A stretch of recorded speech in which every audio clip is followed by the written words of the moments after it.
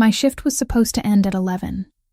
Instead, I stood at the nurse's station at 2:17 in the morning, charting vitals for an overdose patient in Bay 4, while my feet screamed in protest. 3 years working nights at County General had taught me to ignore exhaustion, to function on coffee and adrenaline, to tune out the chaos that defined emergency medicine. But nothing prepared me for the paramedics who burst through the doors with a child seizing on the gurney. I dropped my pen. The sound disappeared beneath the urgency in the lead paramedic's voice. 5-year-old male, unknown identity, found unresponsive at a private residence. Tonic-clonic seizures started en route. No response to initial interventions. The boy looked small against the white sheets, his body rigid, muscles locked in spasm. Dr. Harris, our senior resident, rushed from Trauma 2, already pulling on fresh gloves. 2 other nurses converged from opposite directions. We moved with rehearsed precision born from thousands of similar emergencies. I positioned myself at the boy's left side, checking the IV line the paramedics had placed. The fluid was running. Good. But something felt wrong. Not the seizure itself. Those I'd seen countless times. Something about the pattern, the presentation, the subtle details everyone else seemed to miss. "Get him on monitors," Dr. Harris ordered. "I need a full panel, CBC, metabolites, tox screen, standard epilepsy protocols." I watched the boy's face as we transferred him to the ER bed. His lips held a faint bluish tint, barely visible under the harsh lights. Not cyanosis from oxygen deprivation. Something else. Something that made my mind race through every textbook I'd memorized during my pediatric emergency training. The seizure continued. 2 minutes. 3. Dr. Harris administered the first dose of medication. Nothing changed. The attending physician arrived, Dr. Morrison, who'd been handling a cardiac arrest in the next bay. He glanced at the monitors, at the child, made the same assumptions. "Increase the dosage," he said. "If this doesn't work, we're looking at status epilepticus." But I couldn't look away from the boy's hands. The tremor wasn't symmetrical. His right side jerked with more violence than his left. His pupils, when I checked them with my penlight, reacted but not quite right. Sluggish. Irregular. My breath caught. I knew this. I'd studied this exact presentation during my advanced certification. A syndrome so rare that most doctors went their entire careers without seeing a case. Reyes syndrome, but not the typical presentation. This was the atypical variant, complicated by metabolic crisis, mimicking other conditions and killing children before anyone realized what they were treating. "Dr. Harris," I said, keeping my voice level, "I need to speak with you." He didn't look up from adjusting the ventilator settings. "Not now, Sophia." The seizure intensified. The boy's back arched. Alarms screamed from every monitor. And I saw it. The moment I'd been dreading. The subtle change in his cardiac rhythm that told me we had minutes, not hours. I stepped directly into Dr. Harris's line of sight. This isn't epilepsy. Look at the asymmetrical presentation, the pupillary response, the slight jaundice in his sclera. This is Reyes syndrome with acute metabolic decompensation. He stared at me like I'd grown a second head. "A nurse doesn't diagnose. I'm not diagnosing. I'm observing. And if I'm right, the medications you're giving him will make it worse. You need to call Dr. Morrison back. Run ammonia levels. Start the protocol for metabolic crisis before he goes into cardiac arrest. Sophia, step back." That's an order, but I couldn't. Every instinct I'd honed over 3 years, every hour of additional training I'd pursued on my own time, every case study I'd read when I couldn't sleep, they all screamed that I was right. And this child was dying. I moved without thinking.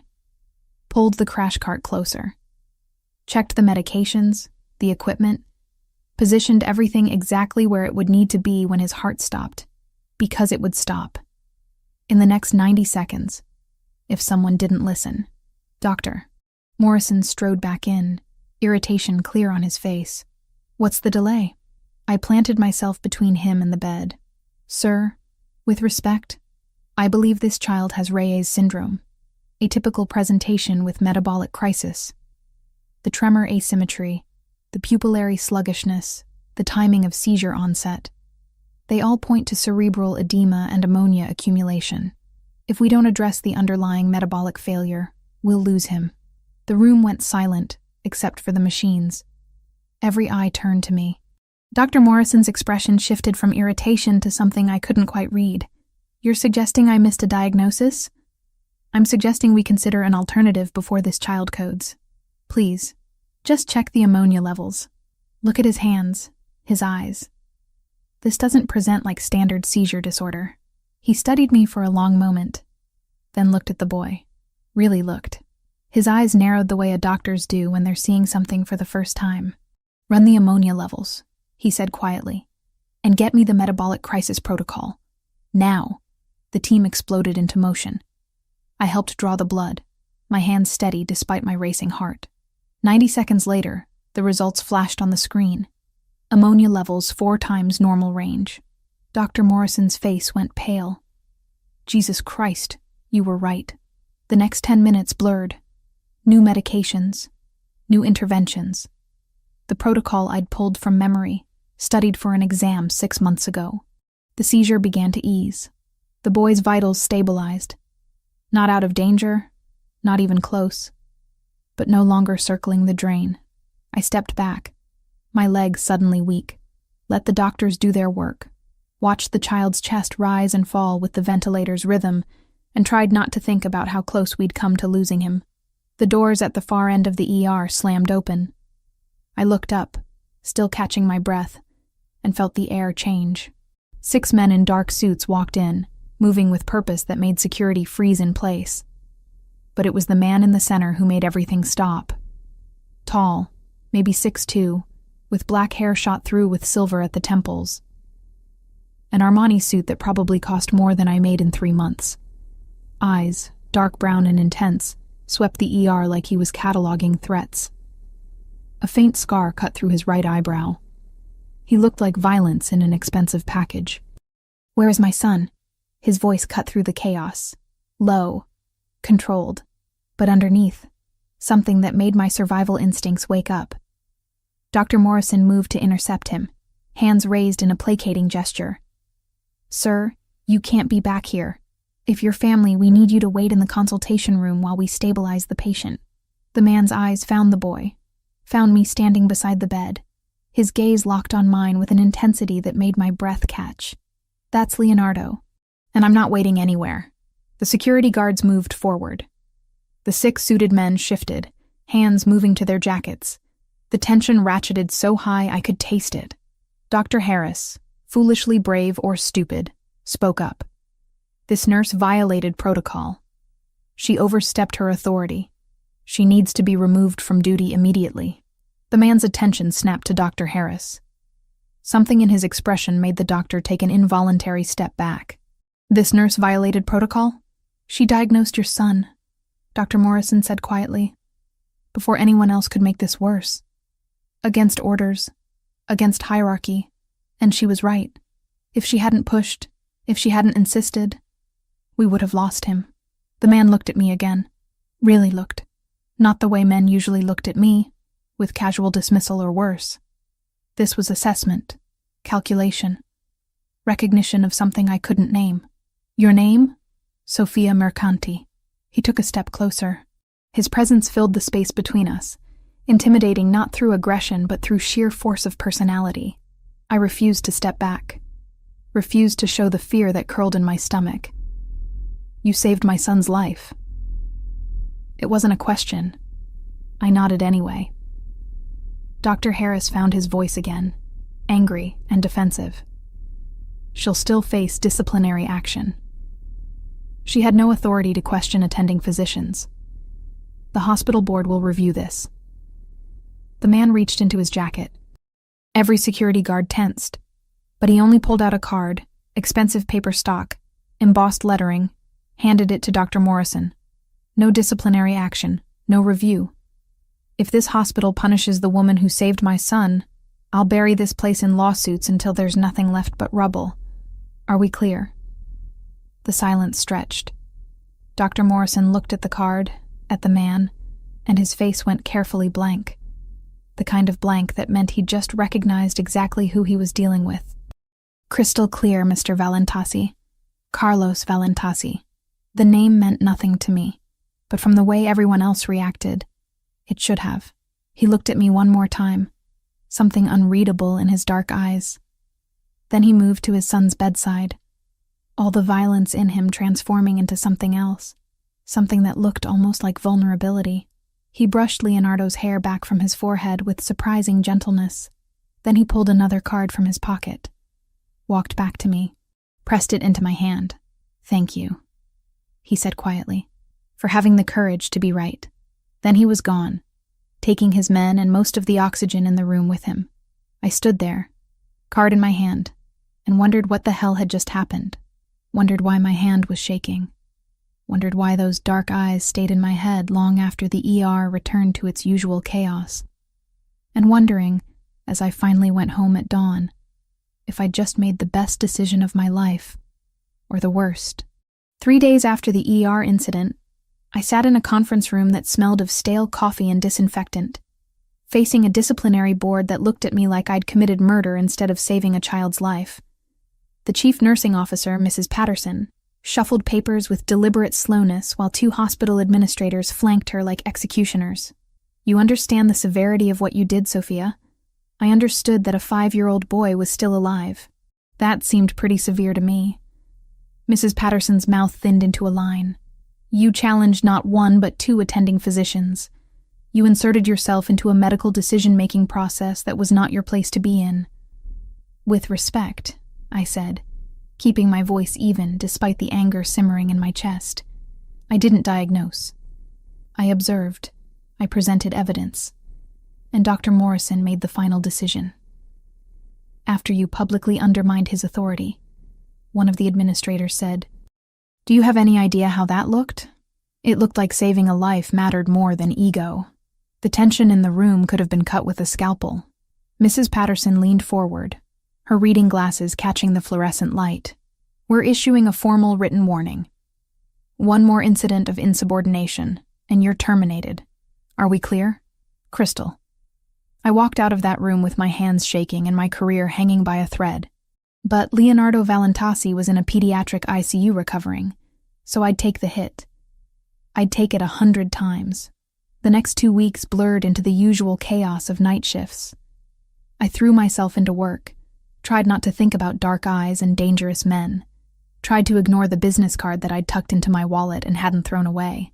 The name Valentasi nagged at me. I'd finally looked it up. Shipping company, they said. Import-export. The kind of vague description that meant something else entirely. I should have known better than to get involved. But I couldn't stop thinking about that little boy, wondering if he was okay, if the treatment had worked, if he'd have permanent damage. The hospital wouldn't tell me anything. Patient privacy, as if I hadn't been the one to save him. It was a Tuesday night, late, when I finally clocked out at 11:30. My feet ached. My back hurt. I wanted nothing more than my apartment, a hot shower, and 8 hours of unconsciousness. The parking garage was mostly empty, just a handful of cars scattered across the vast concrete expanse. My old Honda was parked in the far corner, where I always left it. Cheaper monthly rate. I was halfway there when I noticed the figure leaning against the driver's side door. Carlos Valentasi looked exactly as I remembered. Same expensive suit, different color. Same dangerous presence. Same eyes that seemed to see through every defense I'd ever built. My heart kicked into overdrive. I stopped 10 feet away, keys clutched in my hand like a weapon. "Mr. Valentasi. Sophia." He straightened, hands in his pockets, non-threatening posture. But there was nothing non-threatening about a man like him. "I hope you don't mind me waiting. I wanted to speak with you."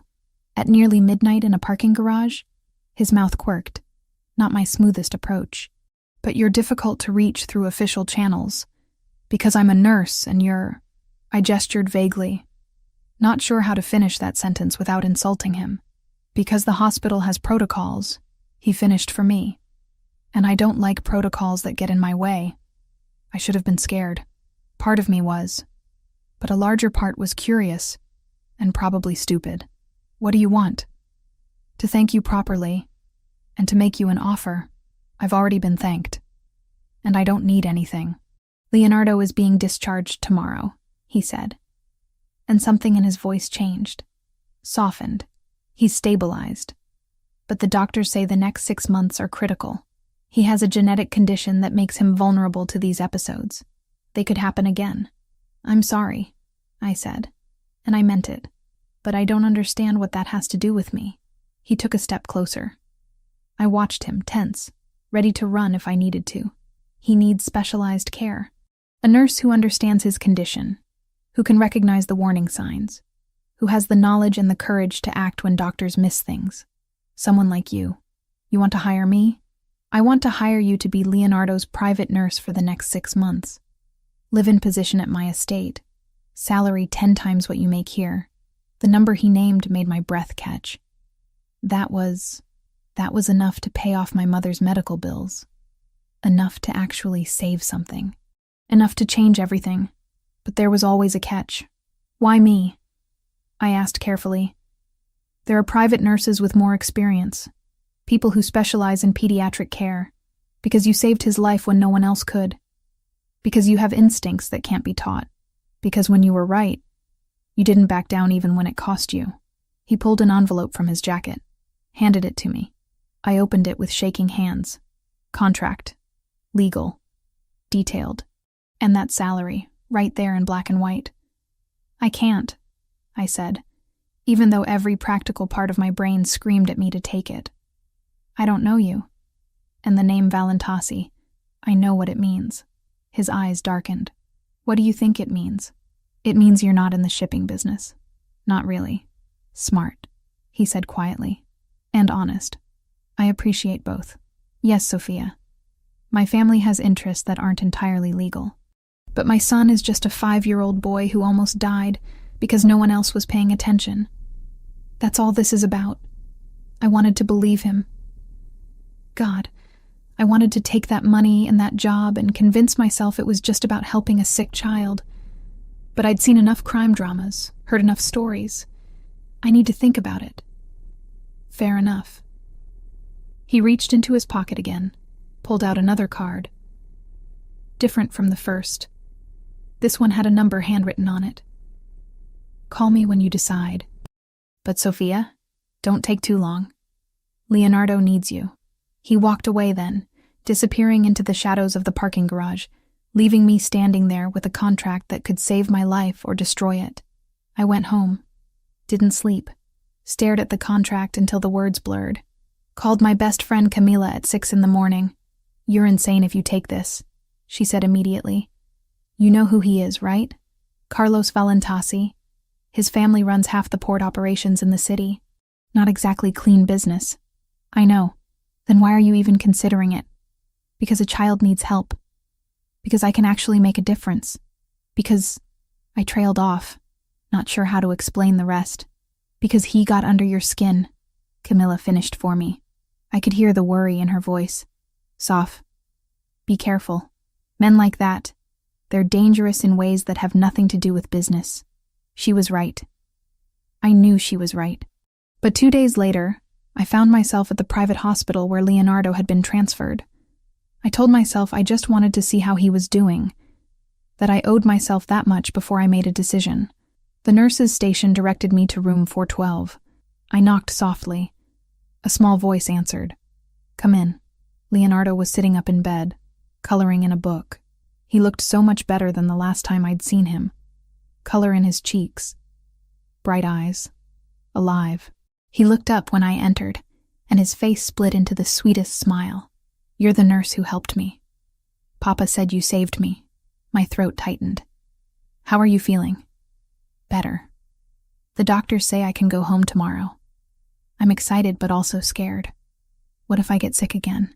I sat down in the chair beside his bed. That's why you're going to have someone watching over you. Someone who knows exactly what to look for. Are you going to be my nurse? I don't know yet, I said honestly. Would you want me to be? He nodded vigorously. You seem nice.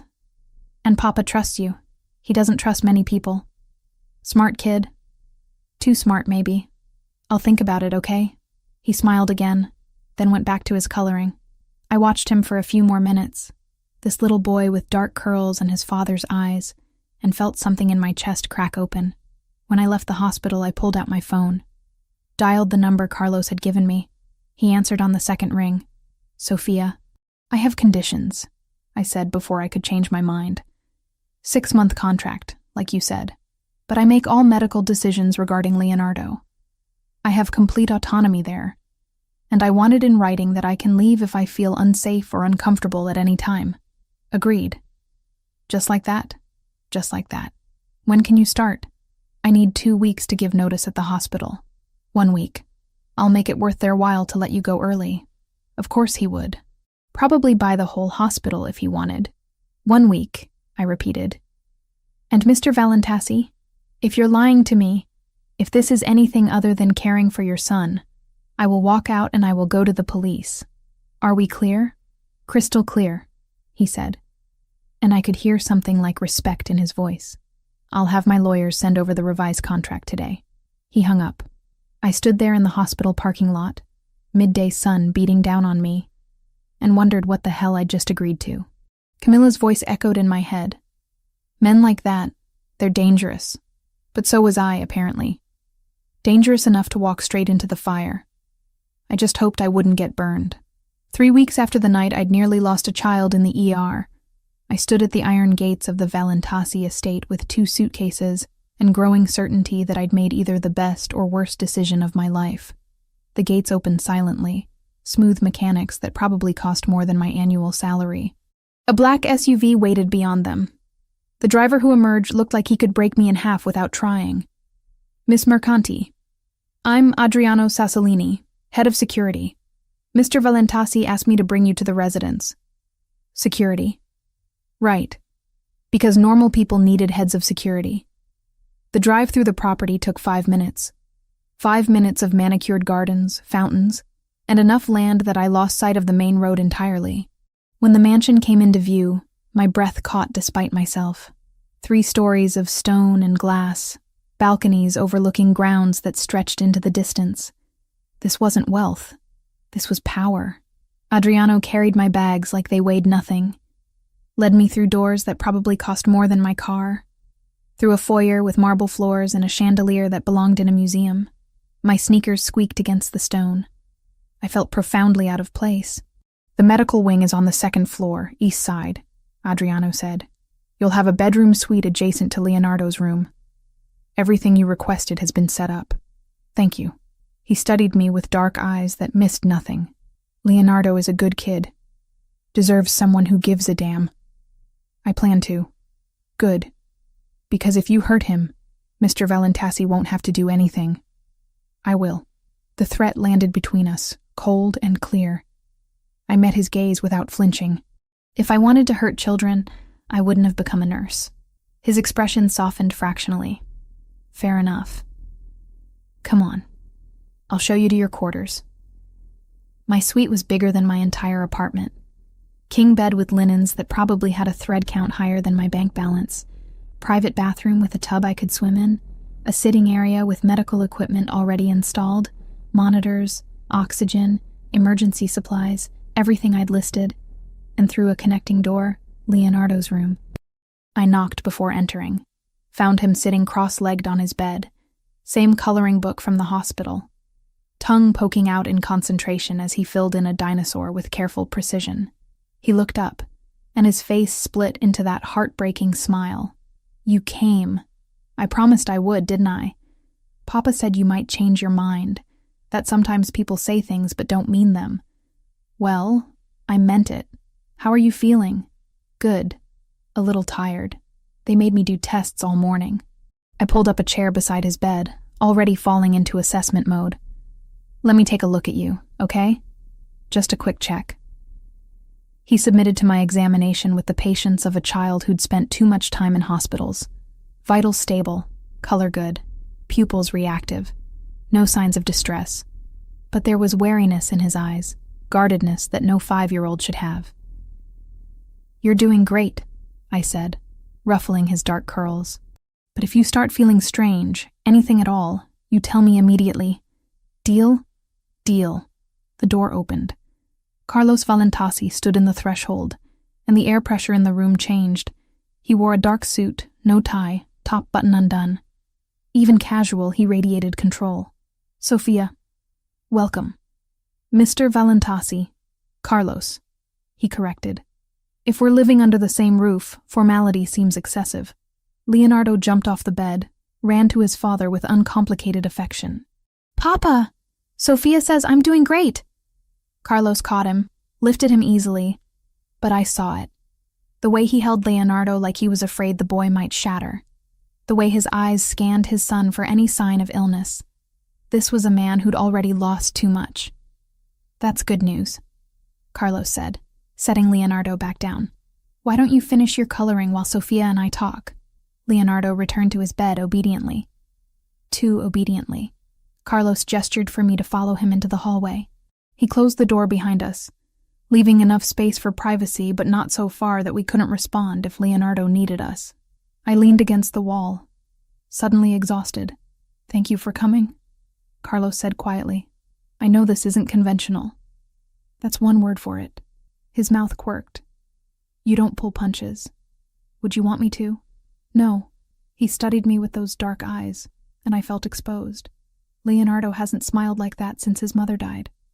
You're good for him already. The words landed with weight. I pushed off the wall. You haven't mentioned her. His mother, Juliana. Carlos's expression shuddered. She died 2 years ago. Car bomb. Wrong place, wrong time, wrong life. I'm sorry. So am I. He looked away, jaw tight. Leonardo was 3. He remembers enough to know she's gone. Not enough to understand why. And I pulled away. Couldn't handle the grief and the fear. So I became what I needed to be for the business and forgot how to be what he needed. And what did he need? A father, not a ghost. The honesty cut through me. I wasn't prepared for this vulnerability from a man who should have been all hard edges. You can change that, I said softly. It's not too late. Maybe. He met my eyes again. That's partly why you're here. Not just for medical care. Leonardo needs someone who sees him as a child. Not a liability or an heir. Someone who'll read him stories and make him laugh and let him be 5 years old. That wasn't in my job description. Consider it a bonus clause. I shook my head, but I was smiling despite myself. You're used to getting what you want, aren't you? Usually. He stepped closer, and my pulse kicked up. But you're not someone who can be bought or intimidated. I respect that more than you know. The air between us felt charged, dangerous. I stepped back, re-establishing distance. I should get settled in. Leonardo needs dinner and his evening medications. Of course. Carlos retreated as well, that shuttered expression returning. Dinner is at 7. I'd like you to join us. Is that a request or an order? With you, always a request. He left before I could respond, leaving me standing in that hallway wondering what I'd gotten myself into. The next few days established a rhythm. Mornings were Leonardo's therapies, gentle exercises to rebuild strength. Afternoons were rest and play, coloring books and stories and laughter. Evenings were dinner with Carlos, who watched his son with hungry eyes but maintained careful distance. I learned things in those quiet hours. Learned that Leonardo was brilliant, reading above his grade level, asking questions that made me scramble for answers. Learned that he loved dinosaurs and hated peas and wanted a dog, but his father said it wasn't safe. Learned that he missed his mother with grief that snuck up on him unexpectedly.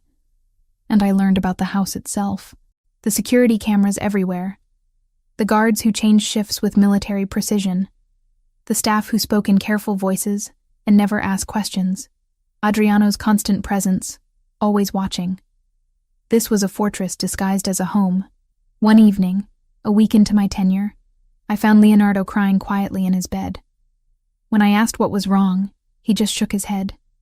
So I sat beside him, pulled him close, and started humming. A simple melody, nothing special, just something my grandmother used to sing when I was scared. Leonardo's sobs quieted. That's pretty. What is it? An old Italian lullaby. My nonna taught it to me. Can you teach it to me? So I did. singing softly in a language I barely remembered, letting the words wrap around us like comfort. Leonardo's breathing evened out, his small body relaxing against mine. I didn't hear Carlos enter. Didn't see him standing in the doorway until I'd finished and looked up. His expression was raw, unguarded, devastated. He turned and left before I could speak. Later, much later, after Leonardo was deeply asleep, I heard movement in the hallway. Found Carlos sitting on the floor outside Leonardo's door, head in his hands. I sat down beside him. Didn't say anything. Just waited. Juliana used to sing that song, he said finally, voice rough. I haven't heard it in 2 years. I'm sorry. I didn't know. Don't apologize. He looked at me, and in the dim light, he looked younger, vulnerable. I'd forgotten how it sounded. Forgotten that Leonardo needed that kind of comfort. I've been so busy keeping him alive, I forgot to let him live. You're trying now. That counts. Does it? His laugh was bitter. I'm 38 years old, and a 27-year-old nurse has to teach me how to be a father. I'm not teaching you. I'm just here, doing what needs to be done. He was quiet for a long moment. Then, so softly I almost missed it. Thank you. For being here. For caring about him. It's my job. No. His eyes held mine. This is more than a job. You see him. Really see him. That's not something money can buy. The intensity of his gaze made my breath catch. I looked away first, standing with an excuse about checking equipment, but I felt his eyes on me as I retreated to my room. And I felt something shift between us. Something that scared me more than any threat Adriano could make. Because Carlos Valentasi was dangerous, yes, but not in the way I'd expected. He was dangerous because underneath the power and violence and control, he was just a man trying to save his son. Just a father, drowning in grief and fear. And I was already starting to care about both of them, far more than was safe. I lay in bed that night, listening to Leonardo's soft breathing through the monitoring system, and wondered how I'd protect my heart when this was over. Wondered if it was already too late. 5 weeks into my time at the Valentasi estate, Leonardo's latest blood work came back perfect. The metabolic markers were stable, the ammonia levels normal, his system functioning the way it should. I watched him racing across the back lawn chasing a butterfly, and my chest tightened with something that felt dangerously close to pride. Sophie, he called, his new nickname for me slipping out naturally. Come see. I jogged over, laughing as he pointed excitedly at a monarch perched on a rose bush. The boy who'd been seizing on an ER gurney 5 weeks ago was now running, playing, living. Medical miracle or not, I'd take it. Carlos appeared on the terrace, coffee in hand, watching his son with an expression that had shifted over the weeks. The careful distance had shortened. He'd started reading bedtime stories again, started eating breakfast with Leonardo instead of disappearing into his office before dawn, started being present, and maybe that was the most dangerous thing of all. Because watching Carlos Valentasi transform from a ghost into a father made him more real, more human, more impossible to resist. He's doing remarkably well, Carlos said as I joined him on the terrace. Thanks to you. Thanks to modern medicine and a good treatment plan. Don't diminish what you've done. His dark eyes held mine. Leonardo laughs now. He asks questions. He acts like a kid again. That's not medicine. That's you. The intensity of his gaze made my pulse skip. I looked away, watching Leonardo instead. He's a fighter. He was always going to bounce back. Maybe. But you gave him a reason to. Before I could respond, Adriano emerged from inside, his expression tight. We need to talk. Now. The shift in Carlos was immediate. The warmth vanished, replaced by cold authority. I'll be right back, he said to me, then followed Adriano inside. I stayed with Leonardo, playing in the garden until lunch, but something felt off. The guards seemed more alert, their positions more strategic. When we went inside, I noticed additional security near the entrances. That night, after Leonardo was asleep, I found Carlos in his study. Knocked even though the door was open. He looked up from papers spread across his desk, exhaustion stark on his face. Come in. I stepped inside, closing the door behind me. What's going on?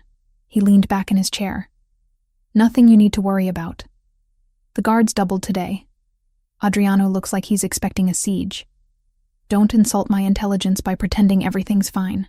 Carlos studied me for a long moment. Then he gestured to the chair across from him. Sit. I sat. We've had surveillance on the property, he said carefully. Unidentified vehicles, cameras positioned in places they shouldn't be. Someone's watching the estate. Who? Best guess? The Bratva. Russian organized crime. We've had territorial disputes over port operations for months. It's been escalating. My stomach dropped. Are we in danger? Is Leonardo in danger? I won't let anything happen to either of you. His voice was steel, but I need to leave tomorrow. Meeting with our allies, trying to establish a stronger position before this turns into open war. How long? 3 days? Maybe 4. Adriano will be here with enhanced security. You'll be safe, but you won't be. The words hung between us. Carlos's expression softened fractionally. I've been doing this a long time, Sophia. I know how to handle myself. That's not an answer. No, it's not. He stood, walked around the desk, stopped close enough that I could feel the heat of him. But it's the only one I can give you. I should have stepped back, should have maintained professional distance. Instead, I stood as well, closing the space between us.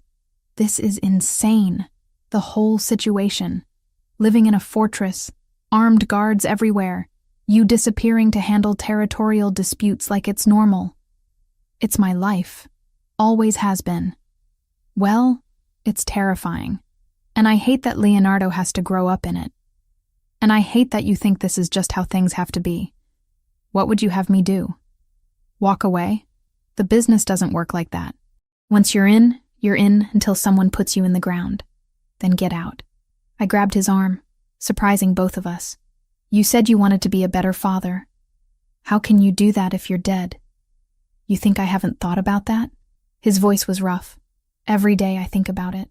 Every time I look at Leonardo and see Juliana's eyes, I think about walking away, taking him somewhere safe, starting over. But it's not that simple. Why not? Because the moment I show weakness, the moment I try to leave, they'll come for us. For him.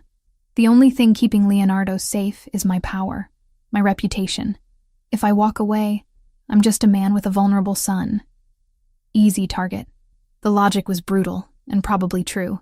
I released his arm, stepping back. I'm sorry. I don't understand your world. I just know I care about that little boy upstairs. You care about him. What about me? The question caught me off guard. I looked up, found Carlos watching me with an intensity that stole my breath. What? Do you care about me, Sophia? Or am I just the dangerous father who comes with the job?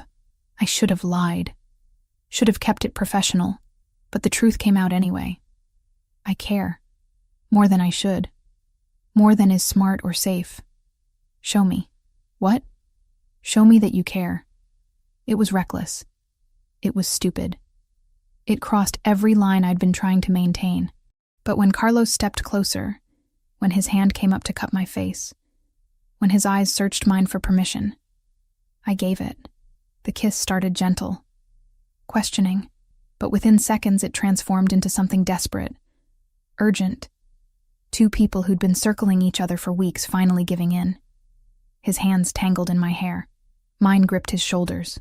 And for those few minutes there was no danger, no business, no complications. Just this.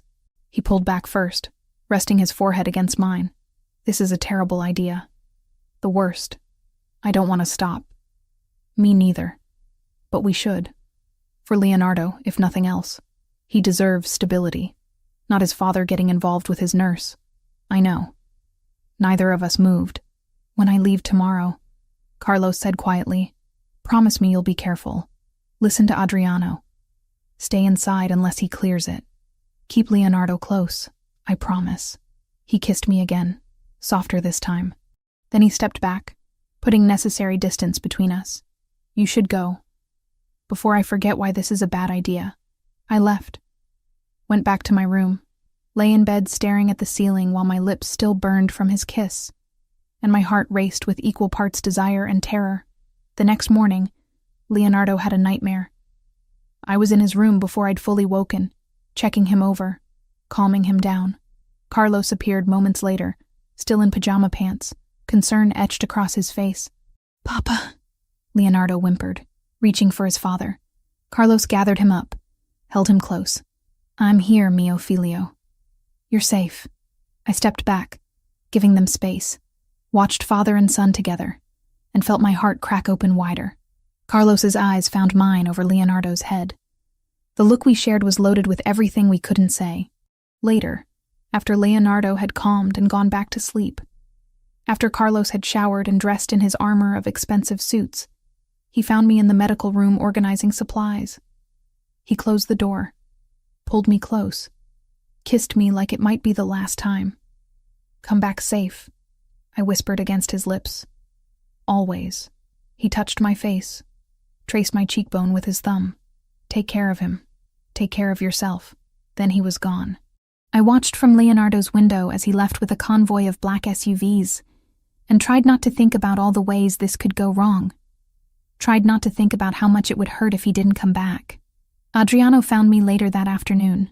"We need to talk about protocols. If anything happens, you take Leonardo to the safe room. You know where it is? The one in the sublevel." "Yes." "Good. Don't leave for any reason until I give the all clear. No matter what you hear. Leonardo's safety is everything." "Understood?" "Understood."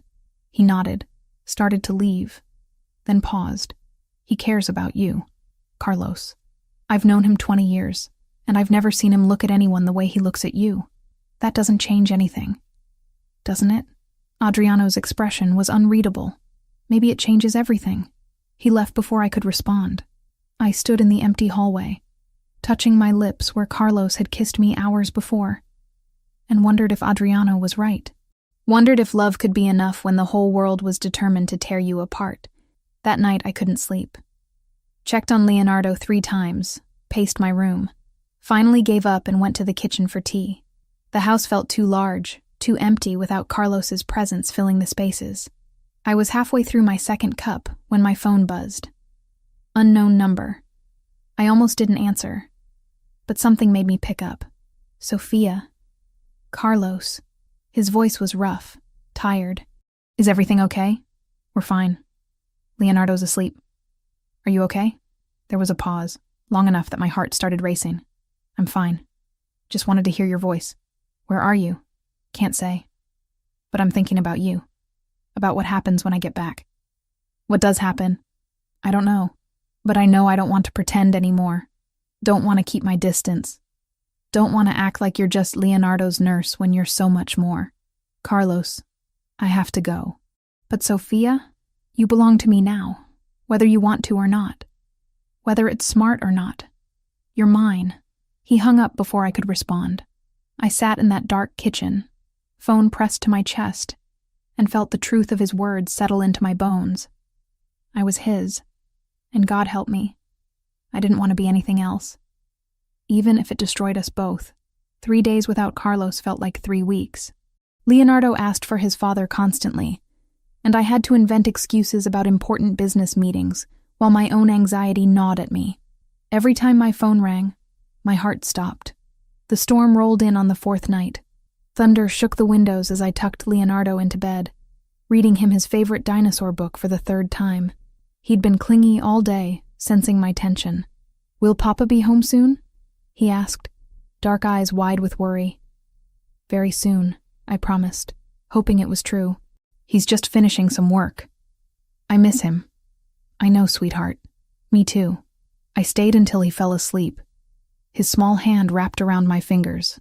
Then I retreated to my room, listening to the rain hammer against the glass, watching lightning split the sky. At 2:47 in the morning, the power went out. My training kicked in before my fear could. I grabbed my phone, used the flashlight to navigate to Leonardo's room. He was still sleeping, thank God. I stood in his doorway, waiting for the backup generators to activate. 4 seconds. That's how long it took. 4 seconds of complete darkness before the emergency lights flickered on, bathing everything in dim red.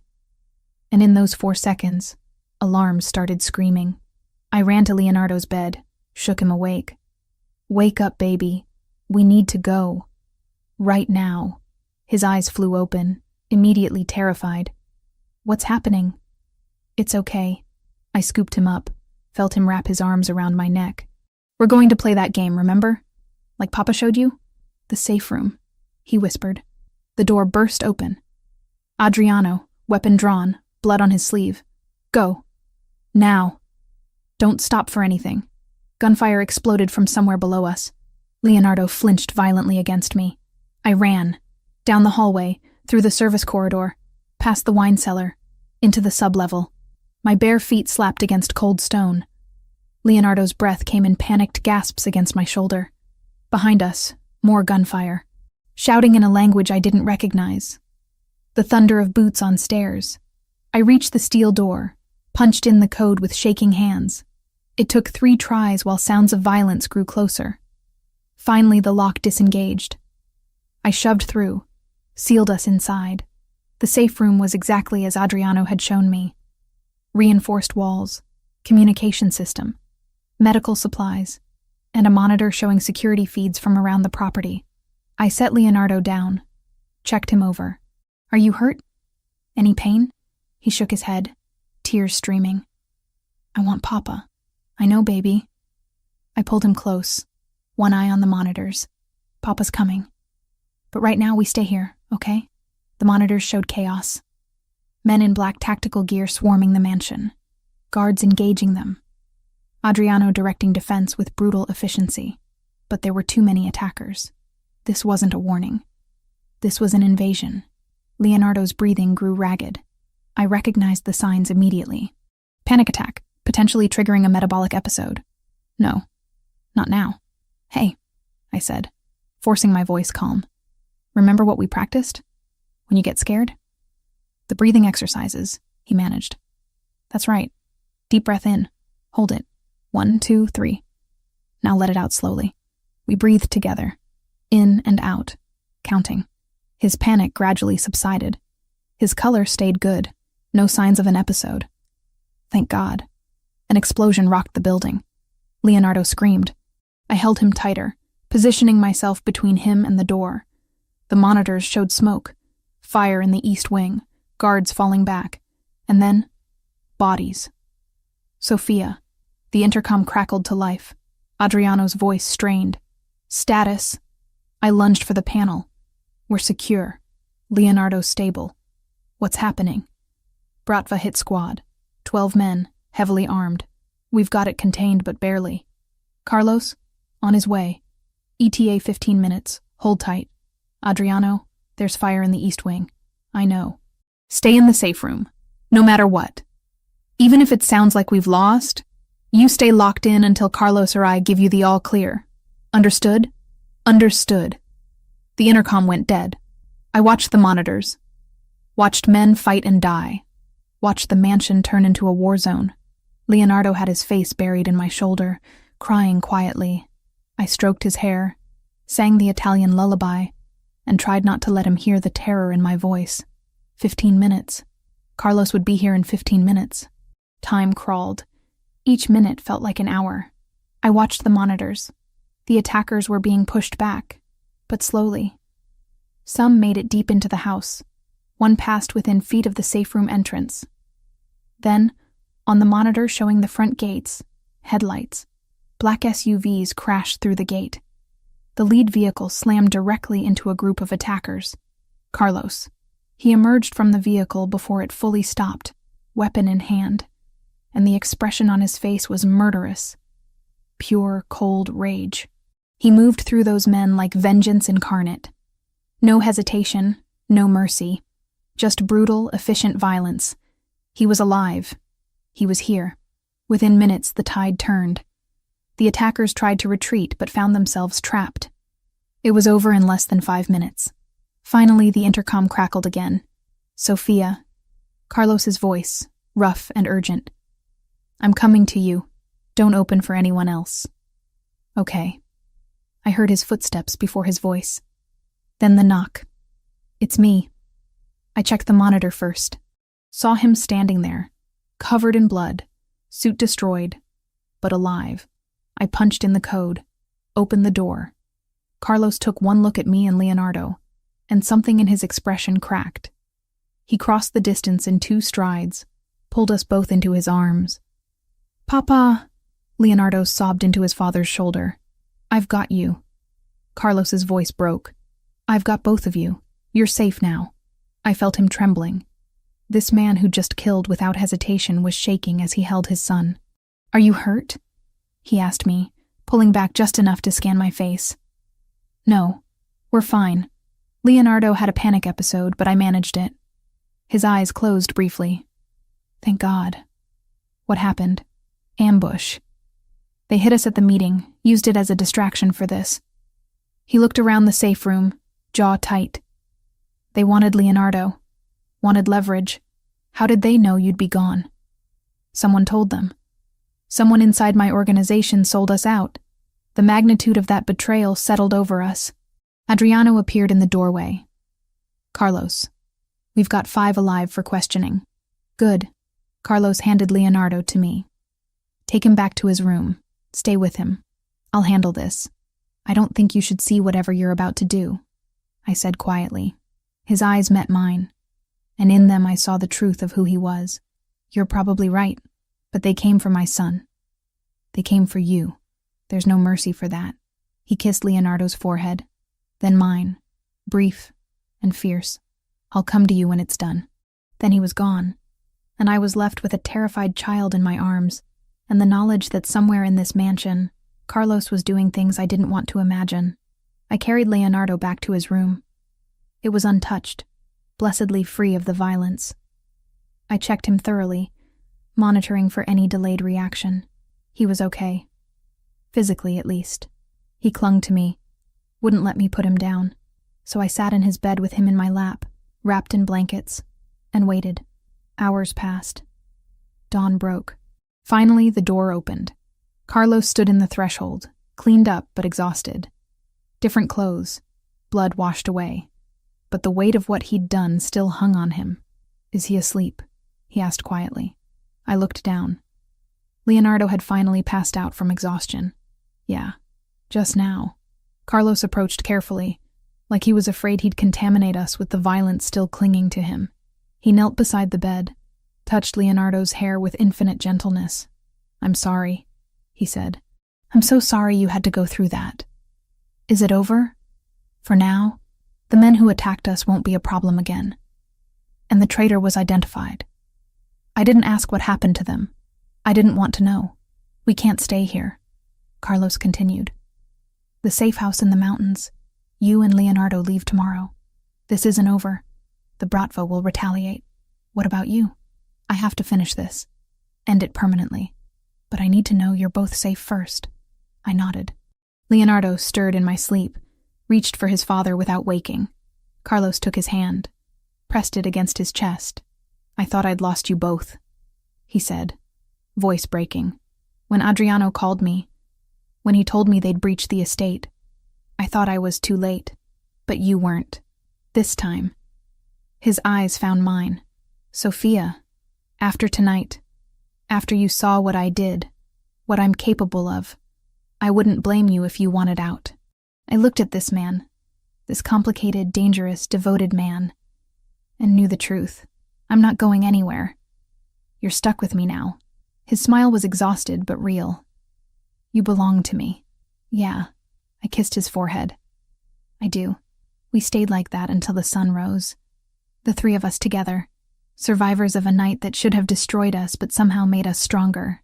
And I knew, as I watched Carlos hold his son, that there was no going back. I'd chosen this life. This man. This terrifying, beautiful, impossible love.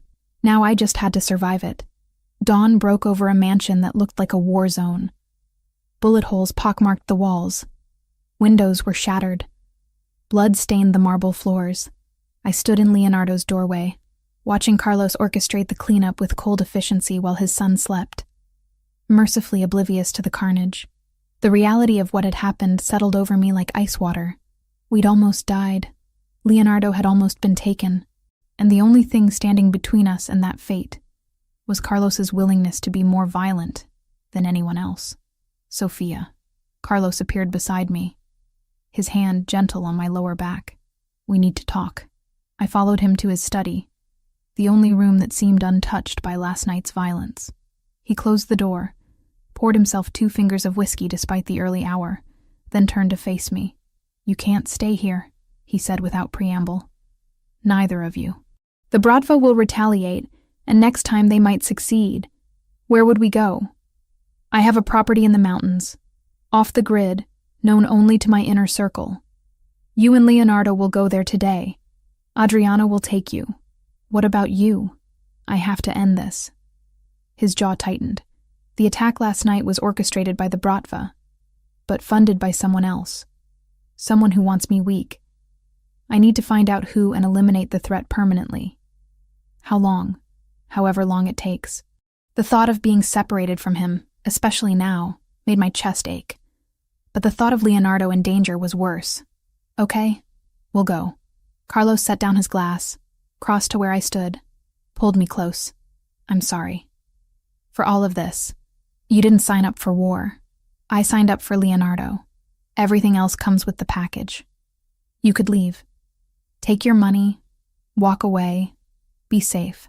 Could I?" I looked up at him, because I don't think my heart would let me anymore. His kiss was desperate, claiming. When he pulled back, his forehead rested against mine. "You're mine, Sophia.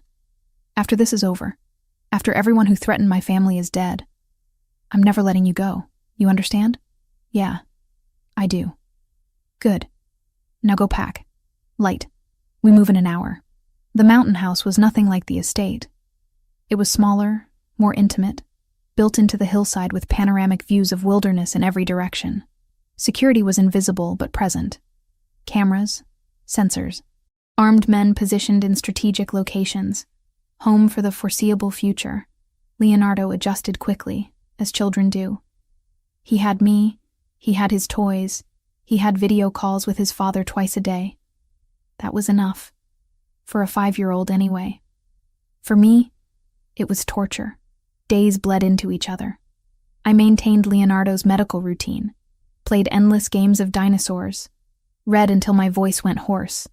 But every night, I lay awake wondering where Carlos was, what he was doing, if he was safe. Camilla called on the 3rd day. I took it outside, away from Leonardo's ears. "You're all over the news," she said without preamble. Not by name, but there was an incident at the Valentasi estate. Deaths. Lots of them. "I'm fine. We're fine." "Soph, what are you doing? This isn't just dating a dangerous man anymore. This is active warfare." "I know. Then come home. Bring Leonardo. Come home and let me help you disappear." "I can't. Can't or won't. Both." I closed my eyes. "Cam, I love him. I love them both. I can't walk away. Even if it gets you killed?" Even then. She was quiet for a long moment, then softer. "Okay, but if you need me, if you need anything, you call. Promise me." "I promise." After I hung up, I cried. For the life I'd left behind. For the innocence I'd lost. For the woman I'd been before Carlos Valentasi walked into that ER and changed everything. But I didn't regret it. Not for a second. A week into our mountain exile, Adriano pulled me aside after dinner. "We have a problem." My stomach dropped. "What kind of problem?" "The investigation into the attack revealed something." He paused, choosing his words carefully. The mole wasn't just anyone. It was Carlos's accountant. Mid-level guy. Access to schedules, movements, patterns. The Bratva paid him for information. Was? Carlos handled it personally. I didn't need details. What's the problem then? The accountant had been talking for months. Sold information about Leonardo's condition, your arrival, the routine. Everything. The Bratva knows exactly how vulnerable Leonardo is. They were planning to take him, force Carlos to surrender territory in exchange. Oh God. They won't stop. Not until they get what they want or we eliminate them completely. Carlos is working on the latter, but it's complicated. The Bratva has protection, connections, power. How complicated? He's meeting with them. Neutral ground, mediated by the Cosa Nostra. Either they negotiate territory or this turns into open war. When? Tomorrow night. The fear that gripped me was physical. Adriano, that's a trap. You know it's a trap, probably, but it's also the only way forward. Carlos knows the risk. I wanted to scream, wanted to demand he call it off, stay hidden, choose safety. But I knew Carlos. Knew he'd never hide while his family was threatened. He'd walk into hell itself if it meant ending the threat. Keep Leonardo safe, Adriano said. Whatever happens, whatever you hear, he's the priority. I know. That night I held my phone until midnight, waiting for Carlos's call. It came at 12:15. Sophia. Just hearing his voice made my eyes sting. How are you? Exhausted. Missing you. Missing Leonardo.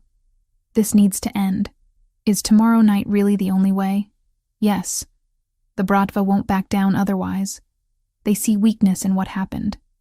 Think they can push harder, take more, and if it's a trap, then I spring it on my terms. He paused. I need you to know something. If this goes wrong, if I don't make it back, there's a contingency plan. Adriano has instructions, money set aside for you and Leonardo, new identities, a way out. Carlos, don't. Listen to me. His voice was steel. I've updated my will. Half my legitimate assets go to Leonardo, the rest in trust until he's 21. You're named as his guardian, legal and binding. Stop talking like you're going to die. I'm talking like a man who's learned that tomorrow isn't guaranteed. I let his words settle between us. If something happens to me, promise you'll take care of him. Promise you'll get him out of this life. Nothing's going to happen to you. Promise me, Sophia. The tears came then, silent and hot. I promise, but you're coming back. You have to come back. I plan to, because I have a hell of a lot to live for now. I love you, Sophia. I should have said it before. Should have said it the first time I kissed you. But I'm saying it now. I love you. My heart cracked open. I love you too. Come back to me. Come back to us. Always. He hung up. I sat in that dark bedroom, phone clutched to my chest, and prayed to a God I wasn't sure I believed in anymore. Please, let him come home. Let him be okay. Let us have a chance at this impossible life. The next day crawled. Leonardo sensed my anxiety, growing clingy and quiet. I read him stories, made his favorite lunch, anything to distract us both, but all I could think about was Carlos walking into that meeting. Adriano found me in the kitchen after Leonardo went down for his nap. Carlos wants you to see something. He handed me a tablet. On the screen was a video message. Carlos, sitting in what looked like a hotel room, addressing the camera with an intensity that made my breath catch. Sophia, if you're seeing this, things went wrong. I'm sorry. Sorry for bringing you into this world. Sorry for not being able to protect you and Leonardo the way you deserved. But I need you to know that knowing you, loving you, it was worth everything. You brought light back into my life. You gave Leonardo a mother again. You made me remember what it felt like to be human. Take care of him. Take the money. Take the new life Adriano will give you. And get as far from this world as possible. Let Leonardo grow up normal, safe, happy. That's all I want. And Sophia, don't mourn me too long. Live. That's what I want for you. A life full of joy and peace and everything I couldn't give you. I love you. Always. The video ended. I stared at the blank screen, tears streaming down my face. He recorded that this morning, Adriano said quietly. Just in case. He's not dying, I said fiercely. He's coming back. I hope you're right. That night, I couldn't sleep. Paced the living room while Adriano sat stone-faced in the corner, monitoring communications, waiting for news. Any news. It came at 11:37. Adriano's phone rang. He answered, listened, his expression giving nothing away. Then he looked at me.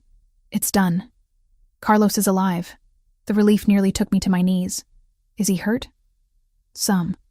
But he's alive and the threat's been neutralized. We're clear. When can we see him? He's coming here. Should arrive in a few hours. I waited up. Watched the sun rise over the mountains. Watched the black SUVs wind up the long driveway.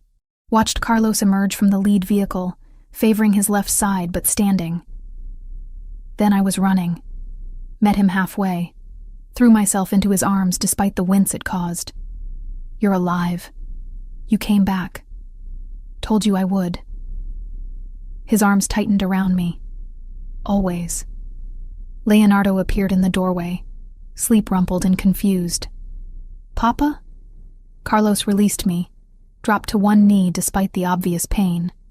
Leonardo ran to him, and I watched father and son hold each other. And I knew, standing in that mountain morning, that we'd survived. The attack, the separation, the war, whatever came next, we'd face it together, all three of us. A family forged in violence but held together by something stronger. Love. 4 weeks in the mountain house, and I'd almost forgotten what normalcy felt like. Carlos visited when he could, 3 times so far, each visit more precious than the last. We existed in a strange bubble, playing at being a family while the real world churned below. Leonardo flourished. His health remained stable. His laughter came easier. His nightmares faded. And one morning, he asked something that changed everything. Sophia? He said over breakfast, pushing his eggs around his plate. Can I ask you something? Of course, baby. Are you going to be my new mama? My breath caught. I looked to Carlos, who'd arrived late last night. His eyes held mine, waiting. Would you want that? I asked carefully. Yes. Leonardo's voice was small but certain. I love you. Papa loves you. We could be a real family. I reached across the table, took his small hand. We already are a real family, sweetheart. But would you? Stay with us? Forever? Forever's a long time, I said, smiling despite the tears in my eyes. But yeah, I'd like that very much. Carlos watched with an expression I'd never seen before. Hope. Pure, unguarded hope. Later, after Leonardo went down for his nap, Carlos found me on the deck. The view was spectacular, all pine forests and distant mountains. He wrapped his arms around me from behind. You meant that? About forever? I did. Good. Because I'm not letting you go. After this is over, I'm making this official. Ring, wedding, everything. Is that a proposal? It's a statement of intent. His lips brushed my neck. The proposal will be better. More romantic. I laughed, turned in his arms. I love you. I love you too. More than I thought I could love anyone after Juliana. We stood wrapped in each other until Adriano's voice shattered the moment. Carlos. Emergency call. It's about the Bratva situation. Carlos's expression hardened instantly. Stay with Leonardo. He disappeared inside. I followed at a distance, heard his side of the conversation. What do you mean they're pushing back? We had an agreement. Silence. When? Where? His voice went cold. That's suicide. They know it's a trap. Another pause. I don't have a choice. If I don't show, they'll interpret it as weakness. He hung up, turned to find me in the doorway. The Bratva leadership wants another meeting. Different location. It's a trap, I said immediately. Probably. But if I don't go, the tentative peace collapses. We'll be back to open warfare. Then send someone else. Send Adriano. It has to be me. Power is maintained through presence, through never backing down, through showing strength even when you know it's dangerous. Even if it gets you killed? Especially then. I wanted to scream. But I understood. This was who he was. What his world demanded. When do you leave? Tomorrow. That night, Leonardo sensed something wrong. He clung to Carlos during dinner. Carlos's patience never wavered, assuring his son over and over that he'd be back soon. After Leonardo finally fell asleep, Carlos came to my room. We didn't talk, just held each other, made love like it might be the last time. Come back to me, I whispered as dawn approached. Always. But when he left with Adriano and a convoy of guards, dread settled into my bones. 2 days passed. 2 days of maintaining normalcy for Leonardo, while my nerves stretched tighter. Carlos called once, brief and distant. The meeting had been scheduled for the following night. Then silence. On the third day, Adriano called. Not Carlos. Adriano. Sophia. His voice was strained. We need you. Now. What happened? The meeting was an ambush. Shooting started before we even entered. Carlos is hit. Bad. We've got him at a secure location, but the doctor never showed. We think he was compromised. How bad? Gunshot wound, lower abdomen, heavy bleeding. He's conscious but deteriorating. We need medical intervention now or we'll lose him. The world tilted. Send me the location. I'm coming. No. Carlos's orders were explicit. You stay with Leonardo, then Carlos dies. I kept my voice level. I'm a trauma nurse, Adriano. I've handled gunshot wounds. I can stabilize him until you find another surgeon. But I need to be there. The pause felt eternal. I'll send a security team. Be ready in 5 minutes. I hung up. Moved on autopilot. Wrote everything down for the guard staying with Leonardo. Then I went to wake him. Leonardo. I knelt beside his bed. Baby, Papa got hurt. He needs my help, so I have to go for a little while. Is Papa going to die? Not if I can help it. But I need you to be brave. Stay with the guards. I'll be back as soon as I can. With Papa? With Papa. He threw his arms around my neck. I love you, Mama. The word hit me like a physical blow. He'd never called me that before. I held him tighter. I love you too, baby. So much. The ride took 40 minutes. A warehouse in an industrial district surrounded by Carlos's men. Inside was chaos. They had Carlos on a makeshift operating table, his shirt cut away, blood everywhere. Too much blood. I pushed past everyone. Moved. Carlos's eyes found mine, glazed with pain. You shouldn't be here. Shut up. I assessed the wound quickly. Entry wound in lower left abdomen. No exit wound. You're an idiot for going to that meeting. Noted. His attempt at a smile became a grimace. I turned to the men surrounding us. I need supplies, IV fluids, antibiotics, surgical kit, clean towels, oxygen. Move, they scrambled. Adriano appeared at my elbow. What do you need? A surgeon. I can stabilize him, control the bleeding, but I can't remove the bullet safely. The surgeon we had is dead, killed before he could get here. Then find another one, fast. I started an IV line, hands steady despite my terror. Carlos, stay with me. Don't you dare die. Trying not to. I worked systematically, controlled the bleeding with direct pressure, administered antibiotics, set up oxygen, monitored his vitals. Every skill I'd learned in 3 years of ER nursing came flooding back. Sophia, Carlos's hand found mine. If I don't make it, you're making it. I won't accept any other outcome. But if I don't, his eyes held mine. Take care of Leonardo. Get him out of this life, I promise. Now stop talking and conserve your energy. Adriano returned. I found someone. Dr. Sarah Chen, trauma surgeon. She's 30 minutes out. Carlos needs surgery now. She's the best we've got. Can you keep him alive for 30 minutes? I have to.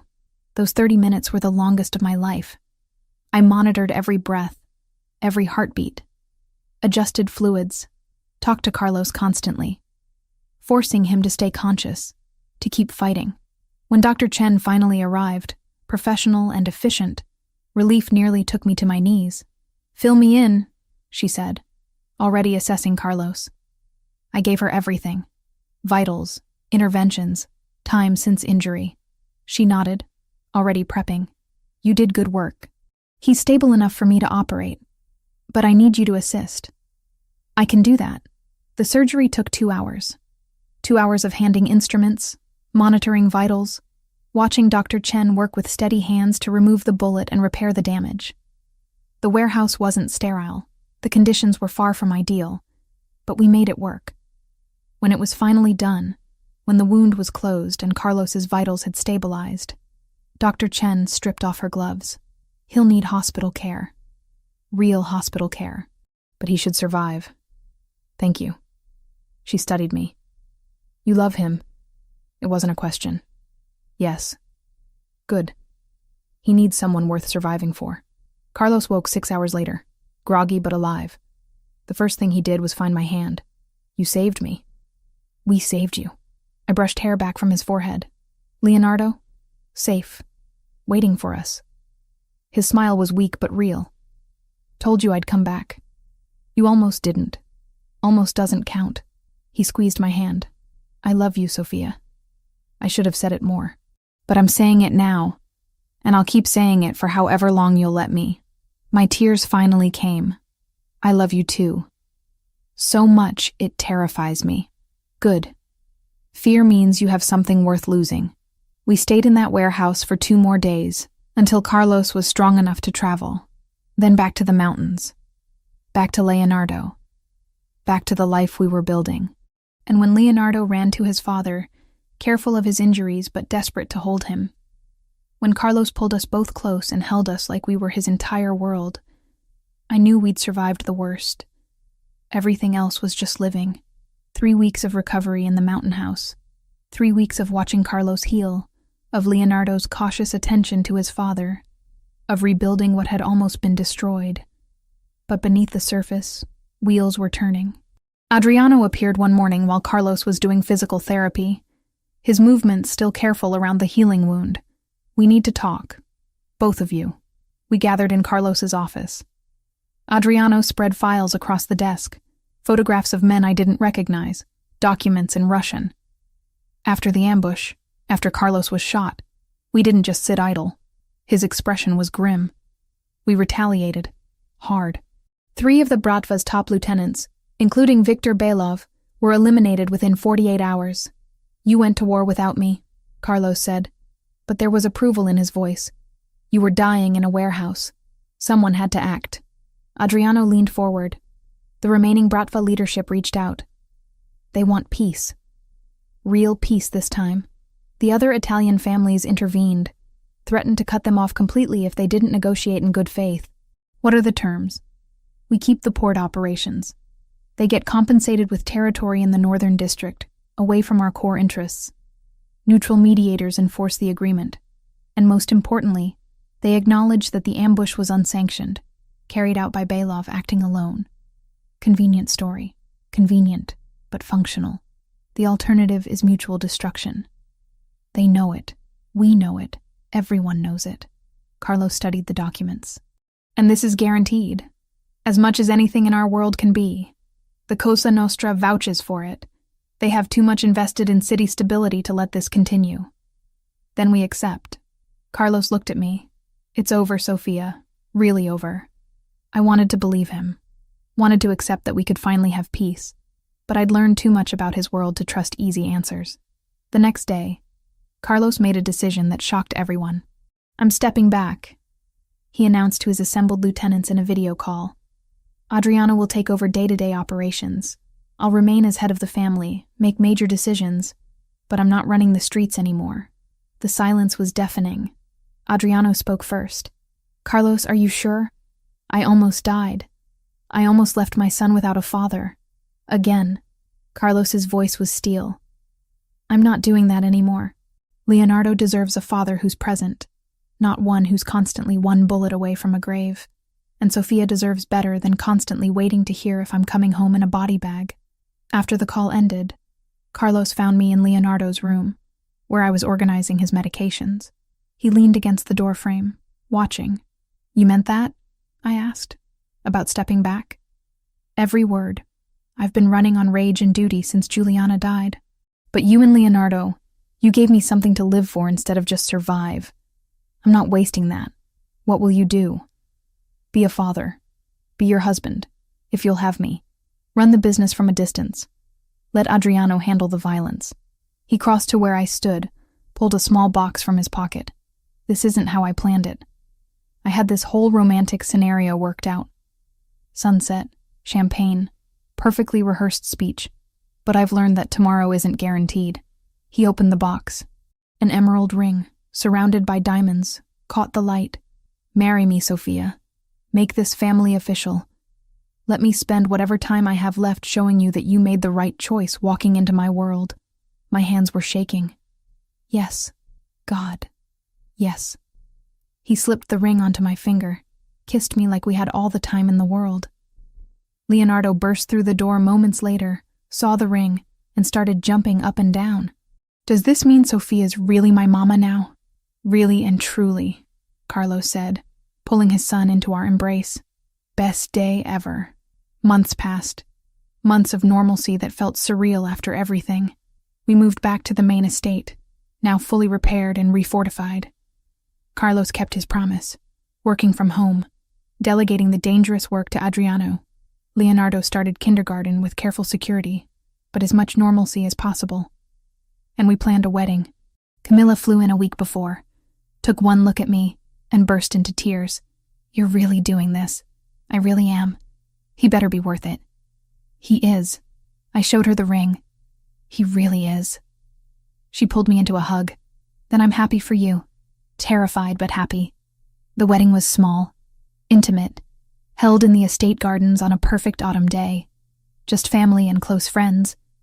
Adriano stood as Carlos's best man, Camilla as my maid of honor, and Leonardo, 6 years old and impossibly serious, as ring-bearer. Carlos wore a dark suit that probably cost more than most people's cars. I wore a simple dress, ivory silk that flowed in the breeze. Nothing extravagant. Nothing that screamed Mafia wedding. Just two people committing to a life together. When it came time for vows, Carlos took my hands. "Sophia Mercanti, you walked into my life in the middle of my darkest moment.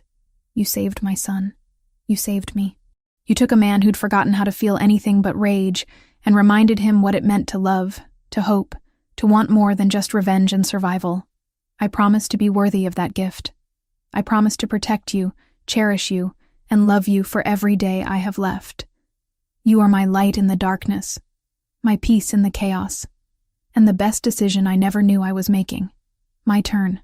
I'd written vows, rehearsed them, but when the moment came, different words emerged. Carlos Valentasi, you terrified me from the first moment I saw you. This dangerous, powerful man who looked at me like I was the only person in the world. You challenged everything I thought I knew about myself, about what I wanted, about what I was capable of surviving. And you gave me a family when I'd given up on having one. A little boy who calls me Mama. A life that's complicated and messy, and sometimes terrifying, but never boring and never empty. I promise to stand beside you, to protect what we've built, and to love you even when the world tries to tear us apart. You're mine, and I'm yours, and nothing changes that. The officiant pronounced us married. Carlos kissed me while everyone applauded. Leonardo cheered loud enough to be heard in the next county. And for that perfect moment, everything was exactly right. The reception was beautiful. Dinner under string lights. Dancing that lasted until midnight. Adriano gave a speech that somehow managed to be both threatening and heartfelt, warning me that I was now family and under his protection whether I liked it or not. Camilla cornered Carlos during the dancing.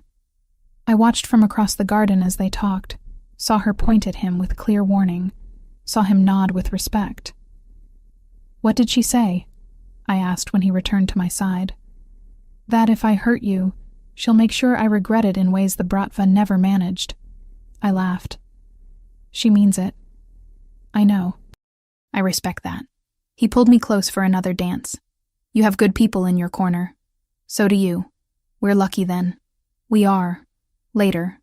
Much later. After Leonardo had been carried to bed by an exhausted but happy Adriano. After the guests had left and the estate had quieted, Carlos and I stood on our bedroom balcony overlooking the grounds. "Happy?" he asked, arms around me from behind. "Happier than I ever thought possible." "Good, because I intend to spend the rest of my life keeping it that way." 1 year later, I watched Leonardo race across those same gardens chasing butterflies, while Carlos sat beside me on the terrace, coffee in hand, directing his empire from a tablet, but always keeping one eye on his son. Our son now. Legally, officially, in every way that mattered. "He's getting fast," Carlos observed. "He's healthy, strong, normal. Everything we wanted for him. Thanks to you. Thanks to us." Carlos set down his tablet, pulled me close.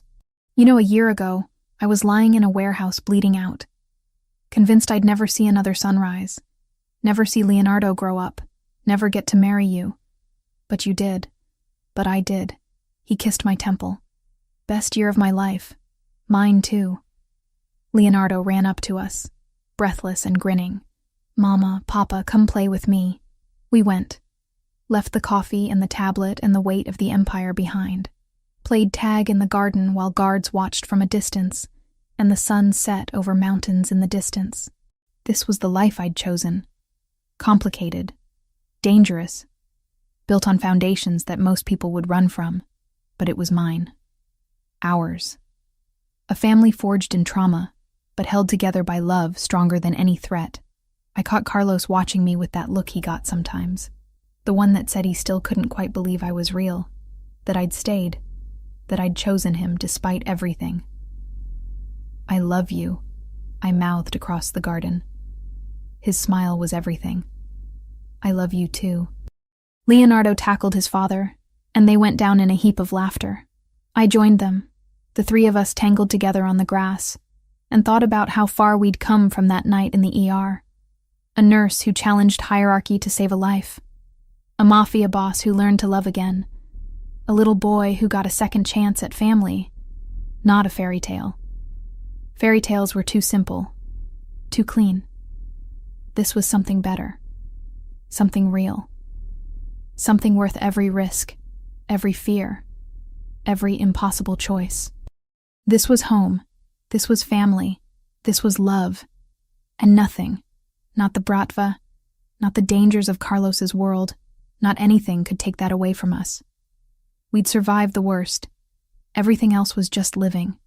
And God, what a beautiful life it was.